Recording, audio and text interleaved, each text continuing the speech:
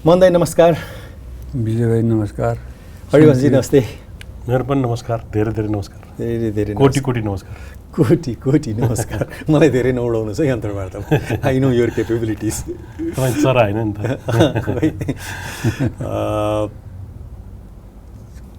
एकदम प्रसन्नताको अनुभूति भइरहेको छ, खुसी लागिरहेछ तपाईँहरू दुईटालाई आफ्नो अगाडि पाएर। मदन दाईको नाम खु, मेरो नाम सी, दुईजना मिलायो भने खुसी तपाईँको किताबको टाइटलसँग मिल्छ। किताबको प्रसङ्गमा मदन दाई सबैभन्दा पहिला तपाईँलाई बधाई छ। तपाईँको पुस्तक बजारमा आएको छ। धन्यवाद, धेरै धन्यवाद। महको म यसको एउटा सुरुवातमा हरिवंशजीले लेखेको केही शब्दहरू पढ्ने अनुमति चाहन्छु। त्यहाँबाट सुरुवात गरौँ अन्तर्वार्ताको। सियो र धागो। फलामले बनेको सियो चुच्चो हुन्छ, यसले कहिलेकाहीँ घोज्छ पनि। धागो नरम हुन्छ, यसले कसैलाई घोज्दैन, बिजाउँदैन पनि। चुच्चो सियोको पुच्छरमा भएको प्वालमा धागो छिराएपछि सियो र धागोको अस्तित्व हुन्छ र यसले धेरै कुराले सिलाएर जोड्न सक्छ। मलाई मदन कृष्ण श्रेष्ठ र म सियो र धागो झैँ लाग्छ। हामीले श्रेष्ठ र आचार्यलाई सिलाएर एउटै थर बनायौँ, श्रेष्ठाचार्य। मदन कृष्ण र हरिवंश भन्ने नामलाई सिलाएर एउटै नाम महजोडी बनायौँ। आजको युगमा जब मानिसहरू केही क्षण पनि एकअर्कासँग मिलेर बस्न अलिकति गाह्रै मान्छन्, स्वार्थहरू टक्राउँछन् मिलेर बस्यो भने पनि, चाहे ती राजनैतिक दल हुन् चाहे ती सामान्य मानिस हुन्। यस्तो युगमा पनि तपाईँहरू लामो समयदेखि सँगै हुनुहुन्छ। तपाईँहरू साथी मात्र होइन, पार्टनर पनि हुनुहुन्छ होइन। सबैभन्दा पहिला तपाईँलाई बधाई दिन चाहन्छु दुवैजनालाई। धन्यवाद, धन्यवाद, धेरै धेरै। पहिलो दिन भेटेको सम्झनाबाट सुरुवात गरौँ मदन दाइ, तपाईँले हरिवंशलाई। पहिलो दिन भन्दा पनि मलाई तपाईँले त्यो आजको जमाना कोही मिल्न सक्दैन भनेर भन्नुभयो होइन। गाह्रो मान्छ, गाह्रो छ, मिलिरहेको हुन्छ अनि मैले सम्झिरहेको थिएँ। मैले एउटा च्याप्टरमा लेखेको पनि थिएँ। त्यो च्याप्टर काट्दाखेरि काटेको पऱ्यो कि किताबमा छ भन्दा छैन। मलाई यो संसारमा पृथ्वीमा जस्तो कोही पनि कसैसँग पनि मिलेको छैन। जस्तो एसियनहरू र अरू महादेशको मान्छेहरू यो एसियन यिनीहरू भन्छ, यिनीहरू चाहिँ अफ्रिकन भन्छ, उनीहरू फलाना अस्ट्रेलिया युरोपियन हुन्छन्। आफ्नै देशमा पनि एउटै एसियामा पनि यो इन्डियन भनेको छ, यो नेपाली भनेको छ, यो जर्मनी भनेको छ, नेपालीहरूमा पनि यो बाहुन, यो नेवार, यो छेत्री, यो मधेसको, यो उताको भनेको छ। एउटै परिवारमा एउटै जातमा पनि यो कोइराला, यो पौडेल, यो जैसी, यो कुमाई, यो के भनेको छ। नेवारहरूमा पनि यो साके के भनेको छ, को भनेको छ। एउटै परिवारमा फेरि यो दाजुको मान्छे, यो भाउजूको मान्छे, यो उपपट्टिको भनेको छ। व्यक्ति कसैसँग कोही मिलिरहेको छैन, तर संसार फेरि मिलिरहेको छ। फेरि नमिलेको भए संसार अगाडि बढ्नै सक्दैन थियो। मैले एउटा गीत लेखेको, छोराले यमनले अस्ति लन्चिङ प्रोग्राम गएको थियो। नभएको भए यहाँ माया भन्ने कुरा पृथ्वी त रगतमा डुबिसक्थ्यो पुरा भनेर लेखाएको थिएँ होइन। एकचोटि त्यो सुनाइदिनुहोस् न, गाएरै सुनाइदिनुहोस्। म छोराले जस्तो गाउन सक्दिनँ, तर त्यही पनि जति सकिन्छ अब यो उमेरमा त्यही त। नभएको भए यहाँ माया भन्ने कुरा पृथ्वी त रगतमा डुबिसक्थ्यो पुरा। एका देशमा जन्मेका थिए एउटा पापी छोरा। रेड्दा रेड्दा रेड्दा उनले बच्चादेखि बुढा बनाए थे खपरको पहाड नै पुरा। तैपनि रह्यो उनको इच्छा अधुरा। सफल हुँदो त यहाँ पापी मनका कुरा पृथ्वी त रगतमा डुबिसक्थ्यो पुरा। फर्स्ट अन्तरा। सेकेन्ड अन्तरा मैले नभएको भए यहाँ बुद्ध भन्ने कुरा पृथ्वी त रगतमा डुबिसक्थ्यो पुरा भने पनि एउटा अन्तरा। मान्छेहरू एक आपसमा नमिले भने पनि अन्तिम शक्ति जोड्ने त माया नै छ। अझै पनि त्यो चलि नै रहेछ, मिलिरहेछ सबै। त्यो भए तापनि त्यो एउटा तहको सत्य हो। सत्य त एउटा तहमा मात्रै छैन नि, सत्य त तह तहमा छ। एउटा देखिने सत्य छ, एउटा तुलनात्मक सत्य छ, एउटा अन्तिम सत्य छ भन्छ नि। तर मोटामोटी चाहिँ मानिसहरू आजभोलि विभाजित छन् नि होइन। अन्तिम सत्य त तपाईँले भनेको चिज हो, तर त्यो so much of a division among human being. तपाईँले उसलाई केले जोडेर राखेको छ तपाईँहरू दुईजनालाई? हामीले आफ्नो कामले नै होला, कामै भगवान् भनिन्छ, कामले त्यस्तै काम गऱ्यौँ हामीले। जस्तो आर्ट फिल्डमा लाग्यो, आर्ट फिल्डमा एक्लैले काम कुनै पनि गर्न सक्दैनौँ।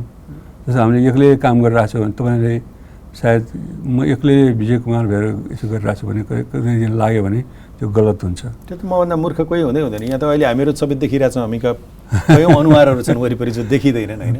हामीहरू त उनीहरूको देखिने अनुहार मात्रै हो। देखिने अनुहार होइन, नदेखिने अनुहार, थुप्रै नदेखिने अनुहारले सपोर्ट गरिरहेको हुन्छ। अब आर्ट फिल्ममा त एक्लैले काम गर्दा एक्लै गीत गाउन सकिन्छ, एक्लै गीत पनि सङ्गीतकार चाहियो, गीतकार चाहियो, म्युजिसियन चाहियो होइन। आर्ट फिल्ममा एक्लैले गर्नै सक्दैन, दुईजना भयो भने धेरै सपोर्ट हुन्छ। त्यसरी हामीले दुईजना मिलेर काम गऱ्यौँ। दुईजनाको सट्टा तिनजना भएको भए नि? तिनजना भयो भए त्यो नेवारीमा एउटा ऊ छ, उखान छ, तिन टिक महाबिक भने तिनजना भयो कि दुईजना भेट्यो कि एकजनाको कुरा काटिहाल्ने। जस्तो हरिवंश र म दुईजना भेट्यो, तपाईँको कुरा काट्नु बेर छैन, तपाईँ र म भने हरिवंशको कुरा काट्नु बेर छैन, मिलाउँला हामी। तर अलिकति फरक आउन सक्छ। हरिवंश तपाईँ मलाई अलिकति मनले यसो भन्न सक्छ। त्यसले गर्दा त्यो चिजले इन्लाज हुँदै जान्छ। तिनजना हुँदाखेरि पहिले भर्खर प्रजातन्त्र आएको थियो नि नेपालमा 46 सालपछि। गणेशमानजी, किशनजी अनि गिरिजाप्रसाद कोइरालाजी तिनवटा नेता भएपछि बिग्रियो भन्छन्। खै त्यसको विषयमा पछि चर्चा गरौँला। तपाईँको स्मृतिमा चाहिँ पहिलो भेट मदन दाईसँग कस्तो रह्यो तपाईँको? मदन दाईलाई मैले पहिले दबु प्याखा भन्छ, नेवारीमा चाहिँ दबु प्याखा भन्छ, त्यसलाई चाहिँ टोल टोलमा देखाउने सांस्कृतिक कार्यक्रम हुन्छ। अहिले जस्तो हलको धेरै सुविधा थिएन त्यो बेलामा। अनि त्यो बेलामा महिला कलाकार पनि हुँदैन थिए। अनि डान्स गर्दाखेरि पनि लोग्ने मान्छे नै महिला भएर यत्रो रुद्रघन्टी देखिने गाजर लगाएर महिलाहरूको आवाजमा अनि लिपसिङ गरेर चाहिँ नेवारी गीतमा चाहिँ टोल टोलमा गाइन्थ्यो। त्यसमा चाहिँ विशेष गरेर हिन्दी गीतको लयलाई नेवारीमा लेखिएको हुन्थ्यो। त्यस्तो किसिमको प्रोग्रामहरू म्याक्सिमम् हुन्थ्यो र त्यस्तो प्रोग्राम म हेर्न जाँदाखेरि मैले मदन दाईलाई त्यो 2-4 चोटि त्यस्तो प्रोग्राममा देखेको थिएँ। पहिले उहाँ के गीत गाइरहनु भएको थियो? दाईले गीत गाउनुहुन्थ्यो अनि गीत गाउनुहुन्थ्यो, जोकहरू भन्नुहुन्थ्यो। पछि चाहिँ 2034 सालमा हो म चाहिँ गाई जात्रा महोत्सव हेर्न गएको थिएँ, भाग लिनलाई होइन, हेर्न गएको थिएँ। त्यो बेलामा मदन दाईले चाहिँ एउटा जागिरदारलाई बाँच्न झन्झन कठिन भयो भन्ने गीत गाउनु भएको थियो। अनि मलाई त्यसबाट एउटा के प्रेरणा मिल्यो भनेदेखि म पनि यस्तो प्रोग्राम गर्न सक्छु भन्ने मैले चाहिँ त्यहाँ चाहिँ डिटर्मिनेसन गरेर आएर नेक्स्ट इयर अर्को वर्ष मैले पनि भाग लिएँ। र भाग लिँदाखेरि लकिली मेरो प्रोग्राम राम्रो भयो, मैले गोल्ड मेडल पनि पाएँ होइन। अनि त्यो बेलामा मदन दाई र म एउटै मञ्चमा थियौँ। दाईले पनि एउटा प्रोग्राम देखाउनु भएको थियो, मैले पनि अर्को प्रोग्राम देखाएको थिएँ। त्यो बेलामा म दाईलाई चाहिँ रेस्पेक्ट गरेर दाई नमस्ते भन्थेँ, मभन्दा सिनियर मान्छे भएको हुनाले। दाईले पनि हेलो के छ भाइ भन्नुहुन्थ्यो। साधारण चिन्जान मात्रै थियो मैले उहाँसँग पहिले भेट्दाखेरि, त्यति हो। टोल टोलमा नेवारी गीत गाएर हिँड्नुहुन्थ्यो तपाईँ चाहिँ नि पहिला? भन्दै यति प्रोग्राम हुन्थ्यो कि 4 ठाउँमा प्रोग्राम हुन्थ्यो सङ्गीत सम्मेलन भनेर। बनिपामा सिद्ध्याएर बाङ्गीमुरामा भाग लिन आउँथेँ, बाङ्गीमुरामा गएर पाटन मङ्गल बजारमा भाग लिन जान्थेँ। यति प्रोग्राम हुन्थ्यो कि मलाई त्यो हरेक प्रोग्राममा एन्डमा मेरो प्रोग्राम राख्थ्यो, मेरो प्रोग्रामबाट प्रोग्रामको एन्ड गर्थ्यो। अनि पहिले स्टार भइसक्नु भएको रहेछ नेपाल भाषाको उसमा धेरै अगाडि बढिसकेको थिएँ, स्टारै जस्तो भनौँ न। एउटा सुनाउनुहोस् न त्यो युगको एउटा कहानी, एउटा गीत नेपाल भाषाको। दाइले गाउनु त्यो गाए पनि हुन्छ, के अरे गजी मरु जिसम्म चाहिँ कला मरु भन्ने। मरु गने दया देगले गजु मरु जिछमेस्या आत कन कला मरु। यो चाहिँ बिएसए पनि गराएको थिएन, सबभन्दा म क्लिक भएको गीत पनि यही हो। भने के भने काठमाडौँ गणेशस्थानको मन्दिरमा गजुर छैन, मैदान स्वास्नी छैन भन्ने गीत हो।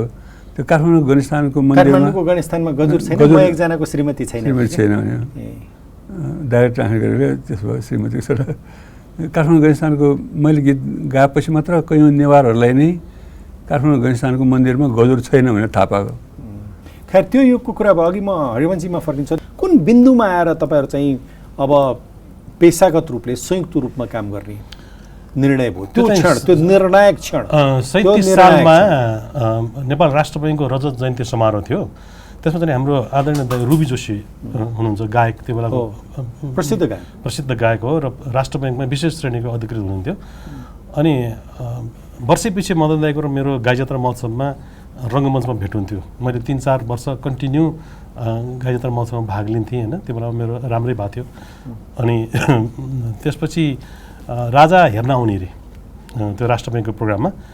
अनि राजा हेर्न आउने भएपछि 90 मिनटभित्र सबै प्रोग्राम सक्नुपर्ने भएको हुनाले रुबी दाईले मदन दाईलाई छुट्टै मलाई छुट्टै बोलाउनु भएको थियो। अनि पछि समयको अभावले गर्दाखेरि चाहिँ दुईजना मिलेर एउटै प्रोग्राम देखाउनु पऱ्यो भन्ने कुरा भयो र हामीले ब्याङ्केश्वर भन्ने एउटा प्रोग्राम दुईजना मिलेर मदन दाईको घरमा पनि बस्यौँ, मेरो घरमा पनि बसेँ। हामी दुईजना बसेर स्क्रिप्ट लेखेर त्यो प्रोग्राम देखायौँ हामीले। त्यसको लगत्तै चाहिँ प्रज्ञा भवनमा फेरि गाई जात्रा महोत्सवको समय आएको थियो त्यो बेलामा। अनि मदन दाई र मैले सल्लाह गऱ्यौँ कि यसपालि हामी दुवैजना मिलेर एउटा गाई जात्रामा भाग लिउँ न त एउटा प्रोग्राम भनेर भन्यौँ। अनि त्यसपछि हुन्छ भन्ने कुरा भएपछि अनि हामीले यमलोक भन्ने प्रोग्राम बनायौँ। एकछिन रोक्नुहोस् त। त्यो राष्ट्र ब्याङ्कमा चाहिँ नि तत्कालिक राजा आउने र समयको अभाव भएकोले दुईटा प्रस्तुति गर्न नसकेर तपाईँहरूलाई जोडेको रुबी जोशीजीले? हजुर हजुर। Is that correct? Yes yes. ए राजा वीरेन्द्र? हजुर हजुर। ए त्यसमा तपाईँहरूलाई नजिक ल्याउनलाई उहाँको पनि योगदान रहेछ प्रकारान्तरले? राजा वीरेन्द्रलाई नै थाहा छैन, उसको समय अभावले उहाँलाई थाहा थिएन होला, तर उहाँको कारण हो यो हामी दुईजना जोडिनु। सुरुमा स्टेजमा उभिएको त अझ राजा महेन्द्रको पालामा। राजा 15 सालमा राजा महेन्द्र पश्चिमाञ्चल भ्रमणमा जाँदाखेरि हाम्रो गाउँमा जितुल फेरीमा एउटा स्वागत समारोह आयोजना गरेको थियो। त्यहाँ स्वागत गीत गाएको त्यो बेला 8-9 वर्ष मात्र थिएँ। त्योभन्दा पनि तपाईँहरूलाई पहिलोचोटि जो संयोग जुर्यो त्यसमा प्रकारान्तरले राजा वीरेन्द्रको संयोग रहेछ होइन? त्यो बेलामा कारण थियो। कारण त रहेछ नि, किनभने उहाँलाई टाइम भएको भए त बेग्ला बेग्लै गर्थे नि होइन? त्यसपछि मेरो अर्को एउटा पनि प्रसङ्ग छ। मदन दाईसँग सहकार्य गर्नुभन्दा अगाडि म राष्ट्रिय नाचघरमा करार सेवामा काम गर्थेँ होइन। करार सेवामा काम गर्थेँ। त्यस बेलामा चाहिँ हरेक प्रोग्रामहरू चाहिँ राजा रानी हेर्न आउने चलन थियो क्या। अनि मैले चाहिँ एउटा अमर सिंह भन्ने नाटकमा एउटा सानो सिपाहीको रोल खेलेको थिएँ। अनि त्यसपछि इन्द्रप्रसाद काफ्ले चाहिँ त्यहाँको जिएम साहब हुनुहुन्थ्यो। अनि उहाँहरूको चाहिँ ध्यान चाहिँ के भने प्रोग्राम कस्तो भयो भनेर ड्रामा हेर्ने होइन कि राजा रानीले कसरी हेरिरहेछन् भन्ने, राजा रानीको मुड हेर्ने। अनि सँगै राजा रानीको ऐनामा प्रोग्राम हेर्ने। अनि सँगै नारायण प्रसाद श्रेष्ठजी राजाको निजी सचिव हुनुहुँदो रहेछ होइन।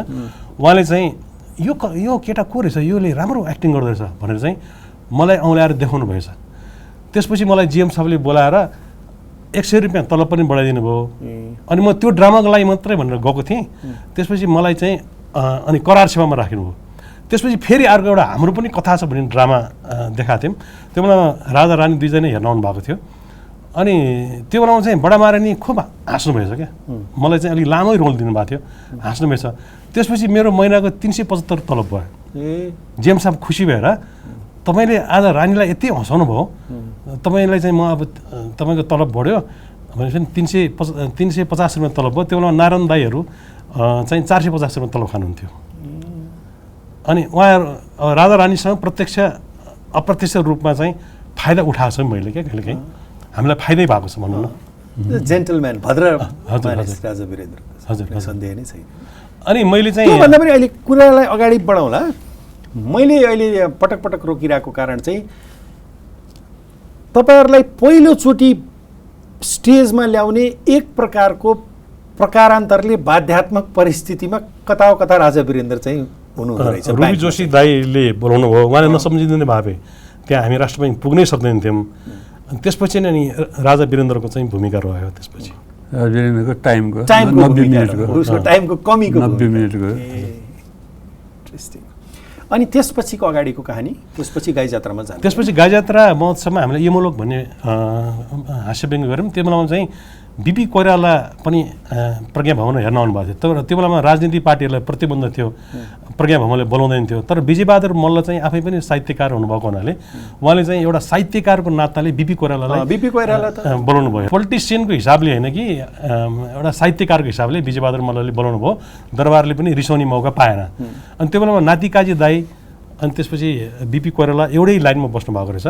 अनि बिपी कोइरालाले चाहिँ हाम्रो यमलोक भन्ने प्रहसन हेरेपछि यी दुईजना केटाहरू को रहेछन्, यिनीहरूले चाहिँ डेमोक्रेसीको लागि यत्रो ठुलो चाहिँ वकालत गरे यहाँ भनेर भन्नुभएको थियो होइन। अनि हामीले चाहिँ त्यसमा डायलग पनि थियो, मोडल डेमोक्रेसी जी, मोडल डेमोक्रेसी भने बिपी कोइरालालाई मोडल डेमोक्रेसी भन्थे र मरिसकेपछि मात्र यमोलोकमा पुगिन्थ्यो। यमोलोकमा नेपालको न्याय पनि यमोलोकमै थियो, नेपालको कानुन पनि यमोलोकमै थियो। अनि मोडल डेमोक्रेसी जी घनसलाम भन्ने चाहिँ त्यो बेला मनमोहन अधिकारीजी हुनुहुन्थ्यो होइन। अनि सिम्बोलिकल्ली हामीले सबैजना उहाँहरू चाहिँ स्वर्ग गइसक्नु भयो नेपालमा। उहाँहरू हुनुहुन्न भन्दाखेरि उहाँहरू धेरै ठुलो इम्प्रेस भएछ होइन। त्यसपछि अनि त्यही यमोलोक भन्ने क्यासेटमा चाहिँ हामीले अर्को एउटा हास्य व्यङ्ग्य पनि लेखेर थपेर अनि हामीले अडियो क्यासेट बनायौँ। अडियो क्यासेट बनाएर हामीले बजारमा बेच्दाखेरि हामीलाई त्यो बेलामा एउटा क्यासेटबाट 9 रुपियाँ फाइदा हुन्थ्यो। 9 रुपियाँ फाइदा हुन्थ्यो। हामीले त्यो बेलामा 1,50,000 क्यासेट बेच्यौँ। भनिसकेपछि त्यो बेलामा 1,50,000 क्यासेटबाट कति पैसा आम्दानी भयो होला। र मैले घर बनाउने मौका पाएँ, 2-3 तल्ला भएको। मदन दाईले पनि जिन्दगीमा प्रगति गर्नुभयो होइन। त्यसपछि चाहिँ हामीलाई लाभको पनि त्यहाँ हामी जोडिनु पुग्यौँ। त्यसपछि हाम्रो क्रेज पनि त्यो क्यासेटले यस्तरी बढाइदियो कि गाउँघरमा नेपालीहरू भएको समाजमा त्यो क्यासेट नसुन्ने मान्छे नै हुनुहुन्थेन। अनि त्यसपछि त अब जनताहरूले हामी दुईजनालाई छुट्याएर हिँड्नै सोच्नै नसक्ने हुनुभयो क्या। त्यसपछि अनि हाम्रो पेसाले गर्दाखेरि नै हामी दुईजना यस्तरी जोडियौँ कि अनि आजसम्म चाहिँ निरन्तर भइ नै रहेको छौँ। त्यसरी जोडिने कुरा गर्दाखेरि संसारमा धेरै मानिसहरू पेसागत रूपले जोडिन्छन् तर केही समयको यात्रापछि उनीहरू छुट्टिन्छन्। धेरै कम्पनीजहरू सहकारीमा बन्छन्, फेरि टुट्छन् मान्छे। सुरुमा आम्दानी नहुन्जेल खुब मिलेर उसले नखाउन्जेल उसले नखाने उसले नखाउने उसले नखाने उसले चिया उसलाई उसले चिया बनाएर खुवाउने उसले माया गर्ने उसले घर जाने। जब आम्दानी हुन थाल्छ त्यसपछि खुब खुसी हुन्छ। अनि बडो आम्दानीको क्रम बढ्दै हुन्छ। त्यसपछि अनि मनमा कुरा खेलेर अलिकति मलाई चाहिन्छ, अलिकति मलाई धेरै चाहिन्छ भन्ने हुन जान्छ। अनि बेमानी पनि हुनसक्छ त्यहाँ। अनि अलिक एक ठाउँमा 1 रुपियाँ तलमाथि भयो कि त्यसबाट बिउ लिन्छ, छडाको छुट्छ, फुट्छ, मुद्दै चल्छ कतिपयको। अझ भाइ छुट्टिन्छ, अरूको त कुरा छोडिदिनुहोस् होइन। तपाईँको नजरमा चाहिँ के यस्तो चिज थियो जसले तपाईँलाई बाँधेर राख्यो? 2-3 कारण छ। एउटा चाहिँ कला क्षेत्रमा एक्लैले भन्दा कमिक गर्दाखेरि 2जना त चाहियो नि कमसेकम। कमिक ड्रामा गर्दाखेरि 2जना चाहिन्छ, एकजना चाहिँ कमसेकम एकजना साथी। एउटा चाहिँ अघि उहाँले भने जस्तो प्रोफेसनली फाइदाजनक कुरा भयो। अर्को कुरा आम्दानी कुरा, आम्दानी पनि हुन थाल्यो। आम्दानीले अनि त्यसपछि त्यो आम्दानीले इमान्दारी हामीले क्लियर पैसामा क्लियर गरेर काम गर्छौँ। अहिलेसम्म पनि पैसामा लोभ लालच गर्दैनौँ हामी। जति छ ठक्कै बाँड्नुहुन्छ? ठक्कै बाँड्छ। आधी बाँड्छ? 1 पैसा भयो नि काट्ने, आधी पैसा मलाई आधी पैसा मलाई। त्यो प्रोडक्सनको दौरानमा कसैको भूमिका बढी अथवा कम भयो भने त्यो अनुसारले नहुने हुँदैन। त्यसो यस्तो तपाईँको मनमा आउँदैन कि कुनै एउटा तपाईँले एउटा चिज बनाउनु भयो, एउटा प्रोडक्सन गर्नु होइन? हजुर। आम्दानी पो बराबर हुन्छ, त्यसमा भूमिका र समय त बराबर ठ्याक्कै हुन्छ र हुँदैन? त्यस्तो पऱ्यो भनेदेखि हामी दुईजना बसेर अन्डरस्ट्यान्ड गरेर यसमा यसो गर्दाखेरि ठिक हुन्छ भनेर सल्लाह गरेर गर्छौँ। त्यसमा कहिलेकाहीँ हुन्छ, त्यसरी मिल्छ कुरा। जस्तो तपाईँले लाखौँ करोडौँ रुपियाँको कुरा होइन। अलिकति तिमीले श्रम गरेका छौ, दाइले श्रम बढी गर्नुभएको छ, यसमा यसो गरौँ भन्ने कुरा अन्डरस्ट्यान्डमा कुरा हुन्छ, कुरा मिल्छ। त्यस्तो धान्नै नसक्ने डिमान्ड नै छैन हाम्रो होइन। तर त्यस्तो गर्नै धेरै गर्नु परेको छैन। कहिलेकाहीँ अलिकति बढी मेहनत परेको छ, यसो गरौँ नि त भन्ने कुरा हुन्छ। तपाईँको विचारमा चाहिँ जो पार्टनरसिप्सहरू फेल हुन्छ नि, त्यसको कारण के रहेछ? अब तपाईँको पार्टनरसिप यति लामो चल्नुको यस्तो हुन्छ। अब हाम्रो चाहिँ त्यस्तो ठुलो मल्टिनेसनल कम्पनी होइन। महसञ्चार भनेको जम्मा 2टा कोठामा भएको कम्पनी हो। त्यसमा चाहिँ मान्छे सानसानोमै कम्पनी भन्दा पनि आकारको कुरा भयो। त्यसमा आकार भन्दा पनि के भन्दाखेरि हामी चाहिँ सानो एउटा परिवार हो हामी क्या, परिवार हो। मदन दाई र म परिवार हो। मैले अस्ति मदन दाईको किताब विमोचनमा यो पनि भने कि मदन दाई चाहिँ मैले मेरो जीवन साथी त भन्दाखेरि महिला र पुरुषको कुरा आउँछ, तर मैले मदन दाईले जीवन दाई भने कि किनभनेदेखि मैले उहाँसँग आधी जिन्दगी मैले उहाँसँग भोगेँ नि, उहाँसँग बिताएँ मैले होइन। हाम्रो दुईजनाको सहकार्य भएको 37 वर्ष भयो भनेपछि अब भनेपछि आधी जिन्दगी भयो दाईसँग। मैले उहाँलाई साथी भन्दा पनि दाइको अभिभावकको हिसाबले मैले उहाँलाई रेस्पेक्ट गर्छु होइन। अनि त्यसपछि अर्को कुरो के भनेदेखि मैले त्यो कुरा पनि अस्ति मदन दाइ किताब विमोचन भनेको थिएँ, साथी भनेको दुईवटा किसिमको साथी हुन्छन् क्या है। एउटा चाहिँ उखु जस्तो साथी, उखु भनेको बटारे पनि गुलियो हुन्छ, निचरे पनि गुलियो आउँछ, त्यसलाई पछारे पनि गुलियो आउँछ, टोके पनि गुलियो आउँछ। अर्को साथी यस्तो हुन्छ कि चप्पल जस्तो साथी हुन्छ अरे, साथ त दिन्छ होइन, घोच्नबाट बचाउँछ, तर पछाडिबाट छिटा छ्याप्छ अरे क्या टाउकोसम्म पुग्ने गरेर हिलो छ्याप्छ अरे क्या टाउकोसम्म होइन। त्यो दुईवटा गुण हुन्छन् होइन पार्टनरसिपमा टिक्ने र नटिक्ने भनेको। र म पक्कै पनि अब म पनि धेरै खराब मान्छे भएको भए मदन दाइले मलाई काखी च्यापेर हिँड्नुहुन्थ्यो होला, मदन दाइले मलाई फालिदिनुहुन्थ्यो होला होइन। मसँग पनि केही राम्रा गुण पक्कै पनि होलान् होइन। अनि विवाह गर्दाखेरि अथवा सहकार्य गर्दाखेरि एउटा मान्छेसँग चाहिँ उसको राम्रो पक्षसँग मात्रै विवाह सहकार्य हुँदैन र क्या। त्यो दाइजो ल्याउँदाखेरि नराम्रो पक्ष पनि दाइजो लिएर आउँछ, खुर्की घमण्ड सबै थोक दाइजो लिएर आउनुपर्छ, सँगै आउँछ नि। सहकार्य पनि त्यसरी हुन्छ। त्यस कारण नराम्रो पक्षको मापदण्ड कति छ? नराम्रो पक्ष भनेको मसँग सबै राम्रो पक्ष छैन, मदन दाइ पनि मान्छे नै हो, केही कमजोरी पक्कै नै भइहाल्छ होइन। मापदण्ड कति छ त्यसमा? थाम्नै नसक्ने खराब पक्ष छ कि खराब पक्ष थोरै भएर राम्रो पक्ष धेरै छ? त्यो दुईवटा मापदण्डबाट नाप्ने हो होइन। त्यस कारणले मदन दाइ मेरो हिसाबमा उखु जस्तै दाइ साथी हुनुहुन्छ। जब हामी सहकार्यको कुरा गर्छौँ हामी गुणै गुण त हुँदैन कोही पनि मान्छेमा, हुँदैन, पक्कै हुँदैन। गुणै गुण मात्रै हुने भए त त्यो मान्छेलाई देउता भन्नु पर्यो नि। अलिकति देव र अलिकति दानव मिलेर बनेको हुन्छ मानव भन्छ नि होइन। यो 37 वर्षसम्म तपाईँको एसोसिएसन त चलिसक्यो होइन। 37-38 वर्ष हिँड्दाखेरि चाहिँ तपाईँलाई उहाँमा देखेको अथवा इरिटेट गरेको गुणहरू पनि होला नि, तपाईँलाई मन नपर्ने गुणहरू के छ मदन दाइ? उखुमा पनि त बोक्रा हुन्छ, जरा हुन्छ, पातहरू हुन्छन्, गाँठो हुन्छ ठाउँ। मैले पनि झगडा लाउनु खोजेको होइन, मैले ताकि व्यापक समाजले बुझोस् यसरी पार्टनरसिप बढ्छ होइन। मैले भने नि मापदण्ड हुन्छ त्यसमा क्या, थोरै मात्रामा मात्रै मदन दाइ को केही कमजोरीहरू छन् पक्कै होइन। त्यो कमजोरी अब जस्तो अलिकति ध्यान कम दिनुहुन्छ कुनै कुरामा, कुनै कुरामा बढी एक्साइटेड हुनुहुन्छ होइन। त्यसको मतलब पैसाकोमा लोभ भन्नु खोजेको। अनि इगो प्रब्लम सबैभन्दा यो आर्ट फिल्डमा के भने पैसा भन्दा पनि ठुलो इगो हो। तिम्रो राम्रो उसको नराम्रो फुट्ने एउटा कारण, तिम्रो त खत्तम छ उहाँको राम्रो छ भनेर मान्छेहरूले छिनछिनमा भनिदिरहेको हुन्छन् होइन। त्यसलाई डाइजेस्ट गर्न सक्ने क्षमता कति छ? मान्छेले भनुन् अथवा हो नि, कहिलेकाहीँ म मेरो नराम्रो हुन्छ, मदन दाइको राम्रो हुन्छ, कुनै बेलामा मेरो राम्रो हुन्छ, कुनै बेलामा मदन दाइको नराम्रो हुन्छ होइन। त्यो चिजलाई डाइजेस्ट गर्न सक्ने क्षमता जब आर्ट फिल्डमा सहकार्य गर्दाखेरि हुँदैन, त्यो एक दिनमै टुट्छ। त्यो कुनै इन्टरभ्यूहरूमा भन्छ नि तपाईँलाई म र हमा को बढी मनपर्छ भने क्वेसन ट्याग सोधिदिरहेको हुन्छ होइन अरूहरूलाई। मलाई लाग्छ हरिवंश मनपर्छ भनिदियोस् भन्ने लाग्छ मनमा। किन त्यो भने मदन कृष्ण मनपर्छ दुईजना भनेर कम्पेयर गरेर मलाई भन्यो भने हरिवंशलाई के भयो, अप्ठ्यारो होला कि दिक्क होला कि, दिक्क मान्दैन त्यही पनि दिक्क मान्ला कि भन्ने त्यो लागिरहन्छ। हरिवंश मनपर्छ भने मलाई अन्डरस्ट्यान्ड हुन्छ, म अन्डरस्ट्यान्ड गर्न सक्छु अथवा अन्डरस्ट्यान्ड भइरहेको हुन्छ, इजिली लिइरहेको हुन्छु, ढुक्क त्यसरी गरेको हुन्छ। 38 वर्षसँगै हिँड्दाखेरि तपाईँलाई कुनै बिन्दुमा यस्तो लाग्यो कि यो पार्टनरसिप अब तोटे पनि हुन्छ भनेर अथवा नचले पनि हुन्छ अथवा यसको कमजोर थ्रेडहरू पनि आयो? आम्दानी भइरहेछ, माया दर्शकको माया पाइरहेछ। तपाईँहरूको at one given point did you feel कि अब यो सुक्न थालेको छ अथवा यसमा? होइन, त्यो छैन, सुक्नै दिँदैनौँ हामी। किनभने हामीसँग यति धेरै ऊर्जा छ नि। दाइ अब स्वास्थ्यको हिसाबले दाइलाई अलिकति गाह्रो भएको छैन, तर स्टेजमा जाँदाखेरि उहाँ यति फुर्ती निकाल्नुहुन्छ नि, क्यामेरामा यति फुर्ती निकाल्नुहुन्छ, आजको उमेरसम्म पनि हामीसँग कुनै पनि ऊर्जा कम भएको छैन।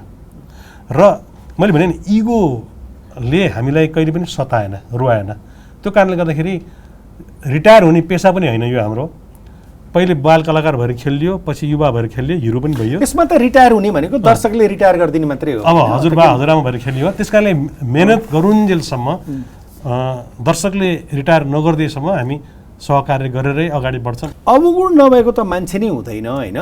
हजुर। त्यसलाई हामीले सहकार्य एडजस्ट कसरी गर्ने हो भन्ने चिज चाहिँ बडा महत्त्वपूर्ण। त्यो कला क्षेत्रमा मात्र होइन, सबै क्षेत्रमा लागु हुन्छ। म भएको अवगुणहरू जति छन् उसले हरिवंश सही दिएको हुन्छ।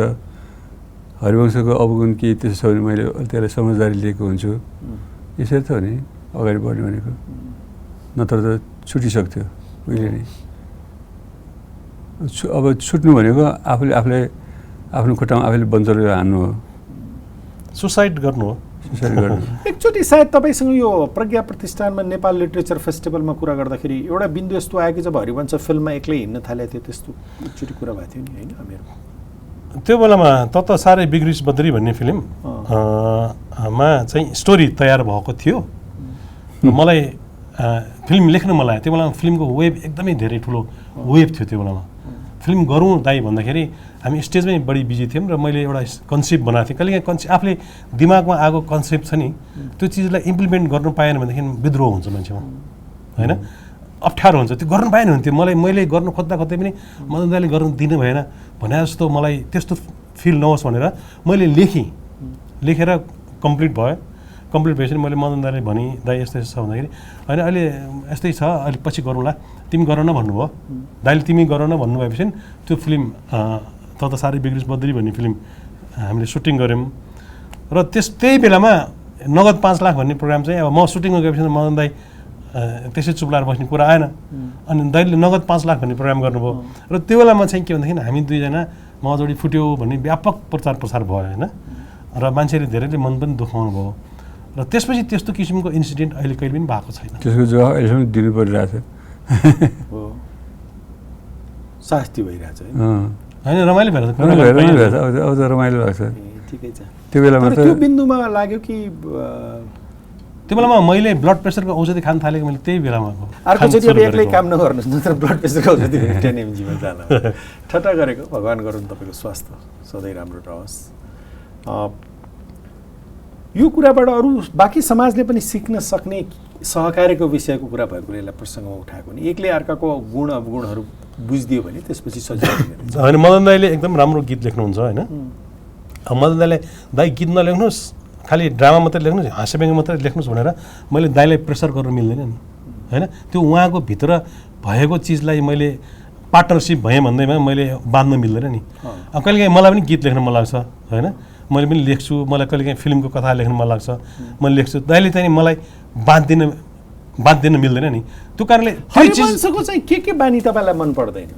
मनै नपर्ने खै खासै छैन। के पनि छैन। जस्तो उसले 2टा गनाए नि तपाईँको। मेरो त्यति पनि छैन। होइन, मैले आफ्नो कमजोरी भन्छु। म पहिले अलिक एग्रेसिभ थिएँ। त्यो एग्रेसिभमा पनि म पोजिटिभ चिज देख्छु। कहिलेकाहीँ ढाँटिरहेको हुन्छ। त्यो ढटाइबाट मैले उसलाई स्क्रिप्टमा काम गरेको देख्छु, स्क्रिप्टमा ब्रेन चलेको देख्छु। ढाँटेको भने त्यो अपराधिक ढटाइ होइन, सानो बाटोमा आउँदाखेरि पुलचोकमा पुगेकोलाई जल हिल पुगेँ भनेर भने हार्मलेस लाइङ हो होइन। त्यो चिजले स्क्रिप्टमा हेल्प गर्छ। त्यो दिमाग चल्यो भने त्यसरी लिएको हुन्छ। रिस पनि चाहिन्छ मान्छेमा। रिस पनि भएन भने पनि ऊर्जा हो नि, क्रोध पनि। ऊर्जा जस्तो ममा ऊर्जा कम छ, त्यो रिस कम छ होइन। रिस कम छ, भित्र रिस उठ्छ, बाहिर ब्रस्ट हुन सक्दिनँ। त्यसले गर्दा आफैलाई गाह्रो भइरहन्छ। अब टिममा काम गर्दाखेरि 2जना मिलेर कतिपय ठाउँमा रिसाउनु पर्ने ठाउँमा म रिसाउनु सक्दिनँ, हरिवंश रिसाइदिन्छ। त्यसले मलाई फाइदा हुन्छ। म जाति बन्न पाएँ नि। मैले लेखेको छु नि दाइ किताब। हो, यहाँ मैले जो सुरुमा पढेँ नि तपाईँलाई बुझ्छ नि त होइन। सियो र धागो म अलिकति चाहिँ एउटा कम्प्लिमेन्ट्री किसिमको रिलेसन। मैले त्यो रिलेसन पनि डेभलप गर्नु खोजेँ हो। म नाइ भन्न सक्दिनँ कसैको अनुरोधलाई। नाइ हरिवंश नाइ हुन्न यो भनेर भनिदिनु सक्छ। अनि मलाई त्यो नाइ भन्नुपर्ने आयो कि हरिवंशलाई पन्छाइदिन्छु, म सजिलो हुन्छ। म फोनै उठाउँदैन फेरि। म फोनै उठाउँदिनँ आजकल। कति नाइ भन्नु भनेर नि। हरिवंश मान्छेले बदमास खालको हो कि जस्तो लाग्छ। बदमास पनि पोइची बदमास। तपाईँले आफ्नो जिन्दगीमा उसँग लामो जो सङ्गत भयो, स्टेजको कामहरू त हामी सबैले देखेकै छौँ होइन, सबै नेपाली जनताले संसारभरि छरिएका। उसँगको लामो सहयात्राको दौरानमा तपाईँले अहिले कुनै क्षणहरू सम्झिन सक्नुहुन्छ जसले जुन सम्झिँदाखेरि हामी तपाईँ अहिले पनि भावुक हुन सक्नुहुन्छ, उसले कुनै चित्त दुखाएको क्षण अथवा साह्रै मद्दत गरेको क्षण अथवा?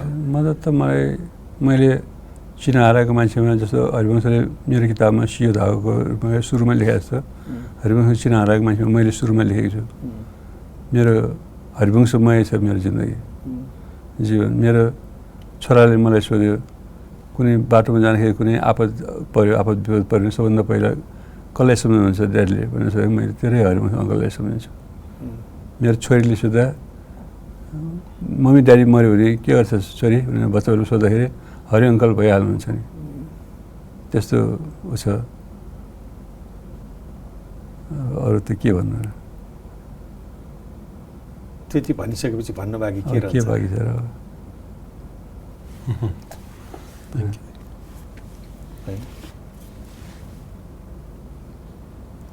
त्यसपछि के भन्न बाँकी रहन्छ?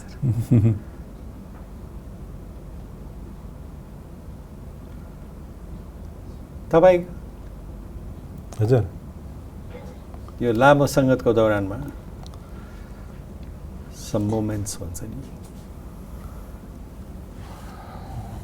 मदन दाईसँगको अब मैले भने नि मैले 37 वर्ष उहाँसँग बिताएँ होइन। त्यो भनेको मेरो जिन्दगीको धेरै ठुलो भाग हो र मैले उहाँलाई मेरो उमेरको हिसाबले मैले उहाँलाई अभिभावक पनि सम्झिन्छु र मेरो भर मेरो आड म जुन ठाउँमा आज आइपुगेँ सायद एक्लै हिँडेको भएदेखि म यति हुन सक्दैन थिएँ। म जहिले पनि दाहिने खुट्टा र देब्रे खुट्टाको कम्पेरिजन गर्छु दाइरको मेरो रिलेसनलाई। एउटा खुट्टा उठेपछि अर्को खुट्टा उठ्नै पर्छ। त्यस कारण दाइको खुट्टा उठ्छ नि दाहिने खुट्टा, त्यसपछि म उठ्छु। कहिलेकाहीँ मेरो खुट्टा उठ्छ अनि दाइको खुट्टा पनि नउठिकन सुखी हुँदैन। हामी अब शरीर दुईवटा भए पनि संसारले एउटै भएर भनेर हेर्न थालिसकेका छन् होइन। यो रिलेसन भनेको चिज चाहिँ भाग्यले मात्रै पाउँछ। हाम्रो आफ्नो सहकार्यले मात्रै हामीले एकले अर्कालाई जतन गरेर मात्रै पाएको होइन। अलिकति भाग्यमा पनि विश्वास गर्नुपर्ने हुन आउँछ र यो भाग्यले नै दिएको एउटा सम्बन्ध हो। र हामी दुईजना अलग अलग आमाका छोराछोरी भए पनि एउटै भएर दाजुभाइ भएर हिँड्न पायौँ। त्योभन्दा ठुलो कुरो के छ र? कयौँ सफल सहकार्य गर्ने मानिसहरू यस्तो साथी हुँदैनन् होइन। Lot of people work together, उनीहरू पार्टनर हो बिजनेसको तर फ्रेन्ड्स होइन। तपाईँ चाहिँ फ्रेन्ड पनि पार्टनर पनि। अरूको काम र हाम्रो काम नेचर फरक छ नि। अरूसँग चाहिँ सामान बनाउँछन्, प्रडक्ट बनाउँछन्, सामान बेच्छन् होइन। पैसा आउँछ सामान बेच्छ, ब्रान्ड बेचिरहेको हुन्छ होइन। तर सेन्टिमेन्ट हुँदैन क्या त्यसमा। हाम्रो त सेन्टिमेन्ट हो नि त। यो फेरि पब्लिकसँग डाइरेक्ट टच भएको विषय पऱ्यो क्या। सानो चिज भए पनि पब्लिकले इन्ट्रेस्ट राख्ने रिलेसन भयो नि त यो। एउटा कुरा नि हरिवंशजी, यो भावुक सम्झनाहरू आफ्नो ठाउँमा छन्। तपाईँहरू सँगै काम नगरिराखेको भए आज पो यो बिन्दुमा आइपुग्यो। एउटा हाइपोथेटिकल प्रश्न के भने सँगै काम नगरिराखेको भए तपाईँहरूको बिचको पेसागत सहकार्य नभएको भए के तपाईँहरू बिचको मानवीय संवेदना यो स्तरमा विकसित हुन सक्थ्यो? प्रोफेसनलले नै जोड्या हो यो जति माया ममता सहकार्य जुन पारिवारिक सम्बन्ध छ नि त्यो प्रोफेसनलले ल्याइदिएको हो। प्रोफेसनलमा हामी एउटै नभए मदन दाईसँग म यदि लामो सङ्गतै गर्दैन थिएँ, उहाँलाई पनि मसँग सङ्गत गर्न के मतलब र? म जस्तो साथी उहाँसँग कति थियो होइन। दाई जस्तो साथी मसँग नि थुप्रै थिए। तर उहाँसँग भएको कलाकारिताको गुणले र मसँग पनि केही चिज भएर हामी दुईजनाले सबैभन्दा ठुलो कुरो पेसालाई म जस दिन चाहन्छु। हामीसँग भएको कलाकारितालाई जस दिन चाहन्छु। त्यसपछि फ्रेन्डसिप र माया भन्ने चिज त्यसले नै पैदा गरिदिएको कुराहरू हो। बिउ भनेको प्रोफेसन नै हो, पेसै हो, हास्य व्यङ्ग्य नै हो। त्यसले गर्दाखेरि माया ममता परिवार सबै पछि आएका कुराहरू नभए जागिरमा सीमित हुन्थ्यौँ पनि हुनसक्थ्यौँ। आर्ट फिल्ड नभएको भए पहिले जागिर खाइरहेको सञ्चय कोषमा जागिर खाएको। त्यही त सञ्चय कोषमा पनि जागिर खाएको भए अथवा ब्याङ्कमै जागिर खाइराखेका पनि कयौँ अज्ञात मानिसहरू होलान्। उनीहरूको बिचमा कलाकारिता नभइकन पनि त मित्रता त छ नि। तपाईँहरूकै जस्तो लेभलको मित्रता त संसारमा हजारौँ मान्छेहरूको बिचमा होला नि। हामी उनीहरू प्रसिद्ध छैनन् भन्दैमा उनीहरूको मित्रता छैन त भन्न सकिँदैन। एकदम छ, एकदम छ। उहाँहरूको मित्रता मात्रै भयो, हाम्रो सहयात्रा भयो। मित्रतामा सहयात्रा मिसिएको सम्बन्ध हामीसँग भयो। अरू एकदमै साथीहरू छन्, केही आफ्नो घरमा पकायो भने उसलाई पुर्याइदिने, उसका केही पकायो भने आफूमा ल्याइदिने। हप्ताको एकचोटि शनिबार भेटेन भनेदेखि होमसिक भएर उनीहरू दुईजना त्यो साथी भेट्न पाएन भने छटपट हुने, त्यस्ता मित्रता पनि छन्। तर त्यस्तो मित्रता हाम्रो होइन। हाम्रो मित्रता भनेको पेसाले सहकार्यले जोड दिएको मित्रता हो। उहाँहरूको मित्रतामा चाहिँ नि एकदम हाम्रो भन्दा पनि अझ गजब पनि होला नि, एक्स्ट्रा होला अझ होइन। पब्लिकलाई थाहा हुँदैन, हाम्रो चाहिँ पब्लिकलाई थाहा हुन्छ, पब्लिकसँग रिलेट गर्छ। त्यो एक्स्ट्रा एउटा त्यो थप छ। तपाईँहरू friends as well as partners हो भनौँ न, वर्क पार्टनर। तर जे जस्तो सुकै भए पनि सबैको लागि प्रेरणा चाहिँ हो मित्रताको एउटा मिसाल दिँदाखेरि भन्छ नि मान्छे। मित्रता भनेको मित्रता एक्जाम्पलै भएको छौँ भन्ने नै लाग्छ हामीलाई, आफैले गर्व लाग्छ। भोलि पर्सि हामी नभइसकेपछि हुलाक टिकटमा हामी दुईजनाको एउटा फोटो राखेर मित्रता दिवस भनेर निकालिदिए हुन्थ्यो जस्तो त्यति लागिरहेछ मनमा।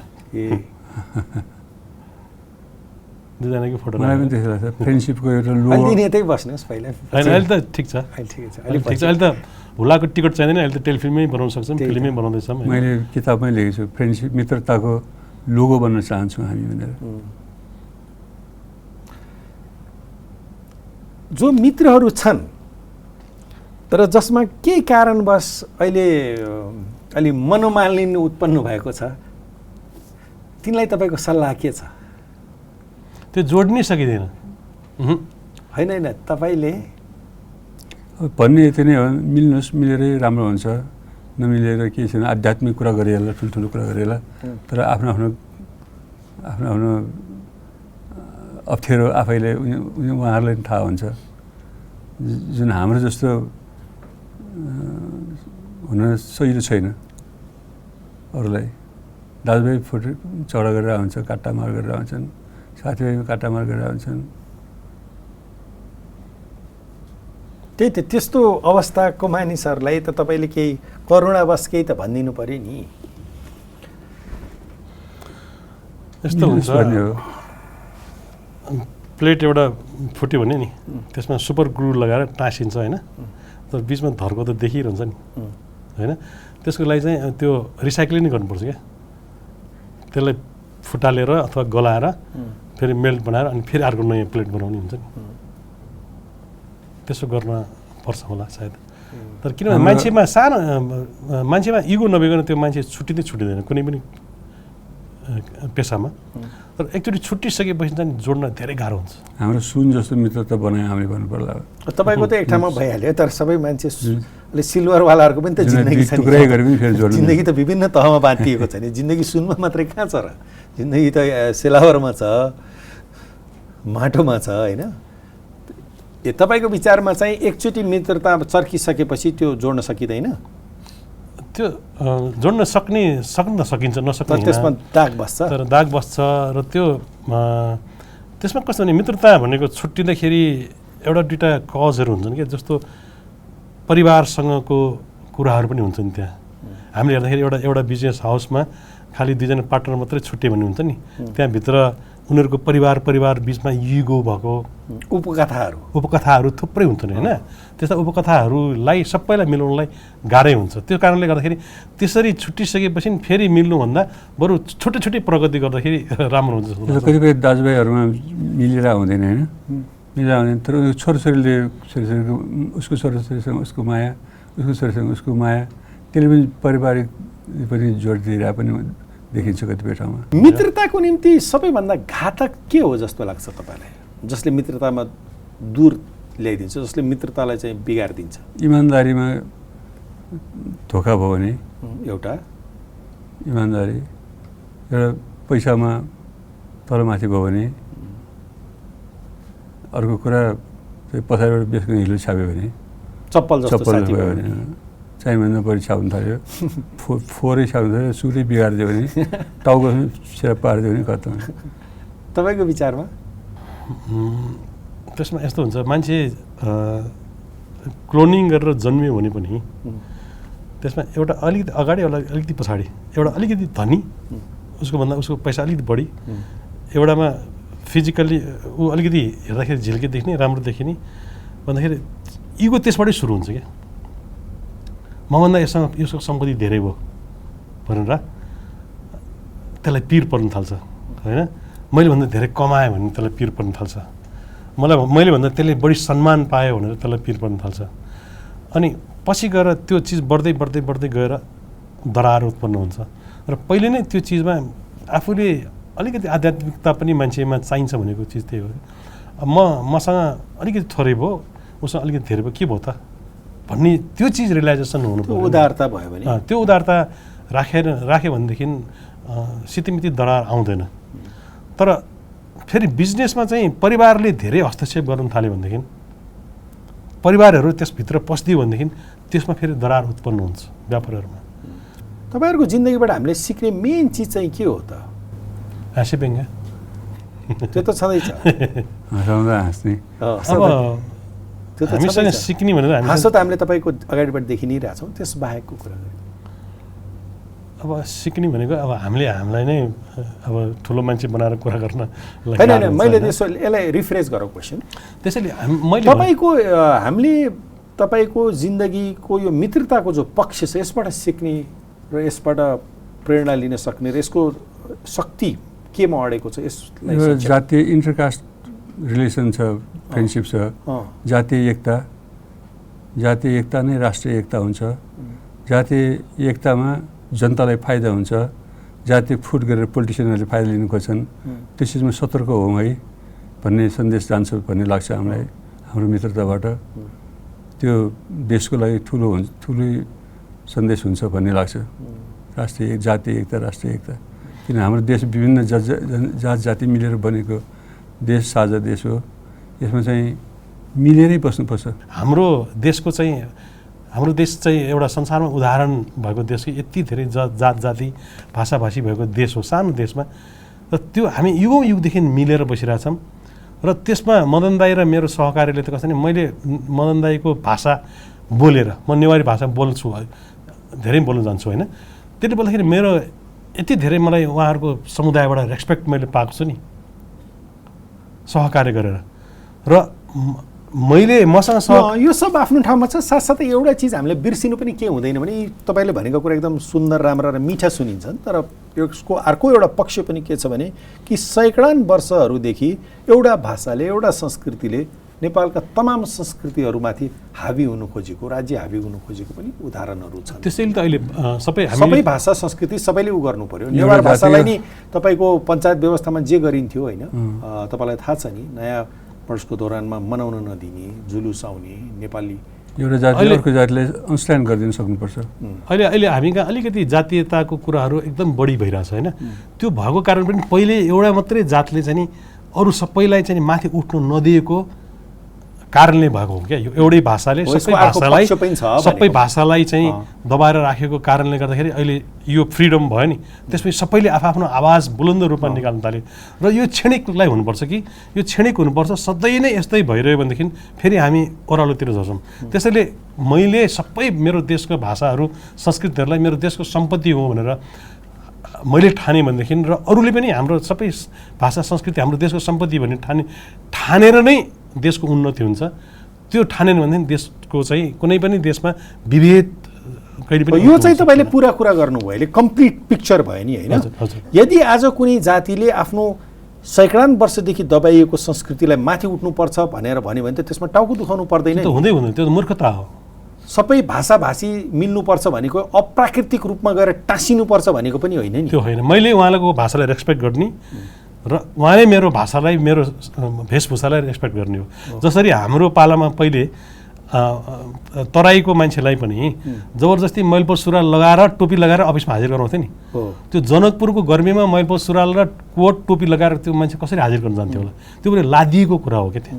त्यहाँ धोती नै लगाउँदाखेरि राम्रो हुन्छ, किनभने त्यहाँको मौसमले धोतीलाई हामीले रेस्पेक्ट गर्नु सक्नु अथवा बक्खु होला होइन। के अरे हिमालमा बक्खुलाई हामीले रेस्पेक्ट गर्नु पऱ्यो, सबैतिर मैलपो सुरुवाल नै लगाऊ भनेर चाहिँ हामीले प्रेसर दियौँ भनेदेखि कहिले पनि विभेदको अन्त्य हुन सक्छ। यो प्रसङ्ग किन उठाएको भने जात जाति बिचको एकता हुनुपर्छ, सांस्कृतिक एकता हुनुपर्छ भनेर जो हामी सुगा रटाइ चाहिँ रट्छौँ, यो राम्रो हो, सुन्दाखेरि कानलाई राम्रो सुनिन्छ, तर यसको अर्थ यो लाग्नु चाहिँ हुँदैन कि अघि जो उदाहरणहरू तपाईँले दिनुभयो नि होइन। मेरो त अझ बिए पनि इन्टरकास्ट छ, बिए पनि इन्टरकास्ट छ हाम्रो, त्यो कुरा पनि लेखाएको छ मेरो किताबमा। तपाईँको किताबको साह्रै एकदम मलाई हृदय छोएको, अहिले त म पढ्दैछु, पुरा पढिरहेको छैन, र जो किताब समर्पण छ, मेरी अर्धाङ्गिनी यशोदा, मलाई सानै चोट लाग्दा पनि तिमी छटपटाइहाल्ने मान्छे, अर्बौँ मान्छेहरूमा तिमी एक मन मिल्ने मान्छे।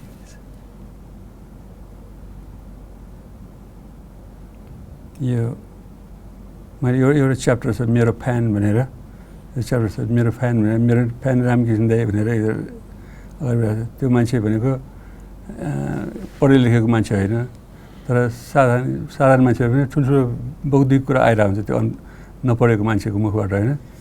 पढाइ लेखाइ र बौद्धिकताको कहाँ कुनै सम्बन्धै छैन नि। मैले जिन्दगीमा भेटेको सबैभन्दा मूर्खहरूमध्ये पिएचडीहरू पनि पर्छ दुःख हुनुहोस् त्यसो। त्यो मान्छेले भनेको कुरा छ, जिन्दगी सफल हुनको लागि धेरै कुराहरू चाहिन्छ, त्यसमा दुईवटा चिज पनि विशेष जरुरी हुन्छ। एउटा साथी, एउटा श्रीमती, आफूले मन बुझ्ने खालको भइदियो भने जिन्दगी अगाडि बढ्नु सजिलो हुन्छ। तपाईँले त्यो गीतको केही पङ्क्तिहरू हामीलाई गुनगुनाउन सक्नुहुन्छ? सक्छु, प्लिज। पानी है प्लिज। घाँटी सुकिरहेको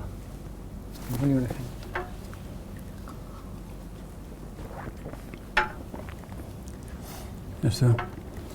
अरबौँ मान्छेहरूमा तिमी एक मन मिल्ने मान्छे, म मन मिल्ने मान्छे भेट्दा संसार नै भुल्ने मान्छे, संसार नै भुल्ने मान्छे, तराजुमा राखेर धेरैपल्ट यो दुनियाँलाई मैले जोखेको छु, सहानुभूतिको आशा गरेर रुँदै व्यर्थै वेदना पोखेको छु, देखेर मानिसको मतलबी चाल रुँदा रुँदै म रोकिएको छु, मलाई सानै चोट लाग्दा पनि तिमी छटपटाइ हाल्ने मान्छेहरू। यस्तो फर्स्ट अन्तरमा एउटा कुरा नि, मानिस जतिसुकै विराट परिधिमा उसको नाम भए पनि होइन, जतिसुकै दुनियाँ संसारले चिन्यो भने पनि त्यसको जगमा त एक दुईवटा मान्छे मात्रै हुन्छ होइन। अरबौँ मानिसहरूको बिचमा पनि तपाईँको मस्तिष्कमा त एउटा दुईवटा नाम मात्रै आउँछ नि, गहिरोसँग हेऱ्यो भने त्यस्तै हुन्छ। सबैलाई त्यो छान्दै जाँदा लास्टमा त्यसो पढ्न आउँछ। टप 10 भन्ने हुन्छ, टप 20 भन्ने हुन्छ, टप 5 भन्ने हुन्छ, टप 3, टप 2, टप 1मा आउँदाखेरि त्यसै हुन्छ।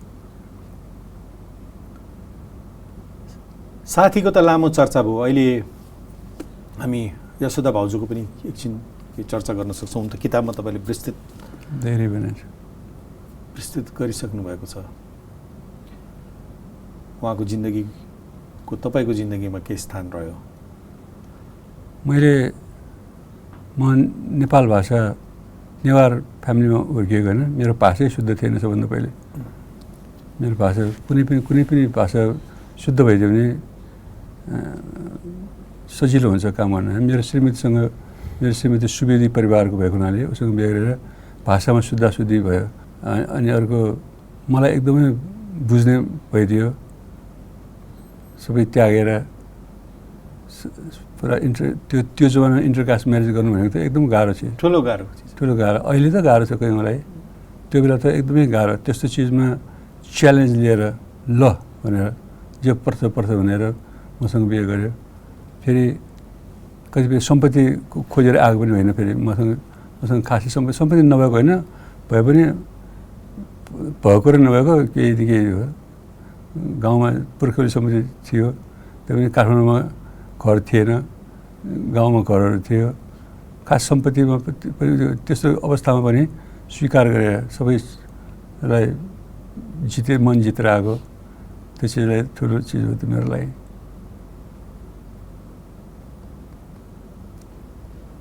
अहिले त उहाँ क्यान्सरसँग लडिराख्नु भएको छ। हामी सुस्वास्थ्यको कामना गर्छौँ। तपाईँ अहिले जिन्दगीको गाह्रो मोडमा हुनुहुन्छ। फिल द्याट गाह्रो मोडमा, तर अब जितिरहेको छु। मलाई हेर्ने छुट्टै भगवान् छ भनेर सम्झिन्छु म। जितिरहेको छु, सकिरहेको छु। क्यान्सरलाई 5 वर्षदेखि धकेलिरहेको छु। मेरो मिसेसको आत्मबल एकदम बलियो छ।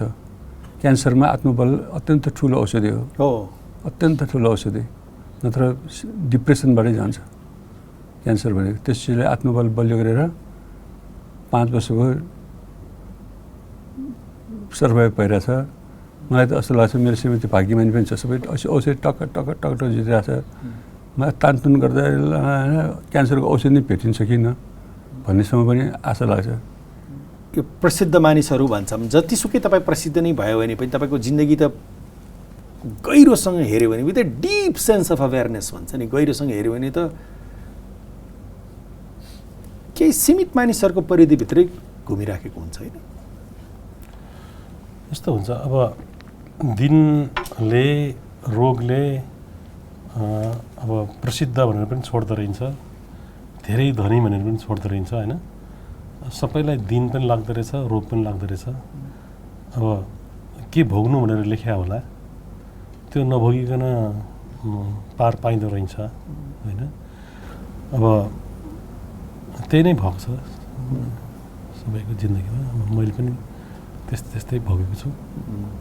यसैलाई नै अब जिन्दगी हो भन्ठानेर अब अगाडि बढिरहेको छु। दाइले अहिले दाइलाई अलिक प्रब्लम छ अब, तर मैले त गुमाइसकेँ नि होइन, एकजना गुमाएँ। तर त्यो वज्रपात मैले धेरै सहिसकेँ, सहेर आएको हुँ। र सहनु बाहेक अब यसमा रोएर अब ब्याकग्यार लगाएर केही पनि हुने पक्षमा छैन होइन। अब भएको परिस्थितिलाई सँग लड्दै जाने र अब मिरालाई मैले भगवान् सम्झिनुपर्छ। हामीले भगवान्लाई जति पुकारे पनि हामीले कहिले पनि देख्न सक्दैनौँ, पाउन सक्दैनौँ होइन। अब उनी मेरो जीवनमा भगवान् भएर रहिरहन् र मसँग अब मेरो जीवनसाथी रमिला, उसले मेरो जिन्दगी नआएको भएदेखि म आज तपाईँसँग यसरी इन्टरभ्यू दिन सक्ने अवस्थामा पनि पुग्दैन थिएँ। र सबभन्दा राम्रो कुरा के भन्दैन, उनी पनि म जस्तै वियोगमा परेकी मान्छे, उनलाई पनि वियोगको व्यथा, वियोगको घाउ थाहा छ उनलाई।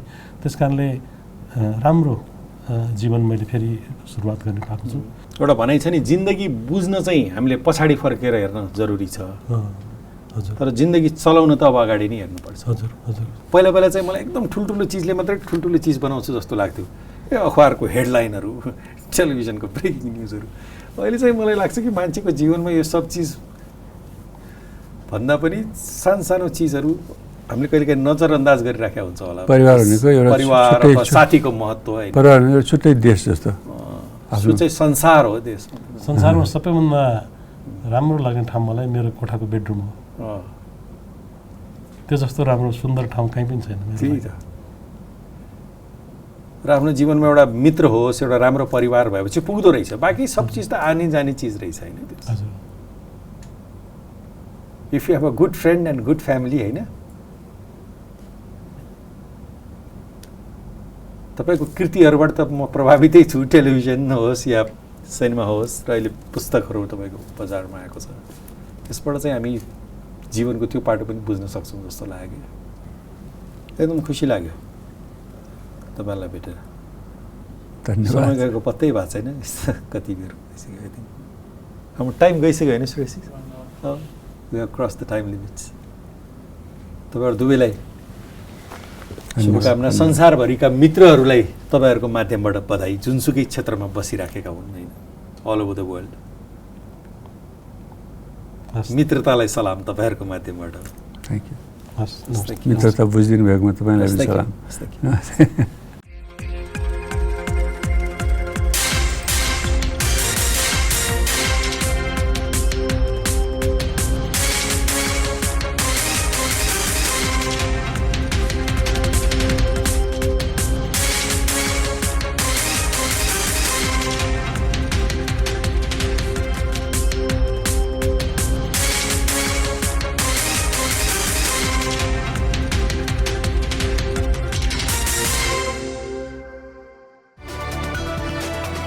It's an AP1 presentation.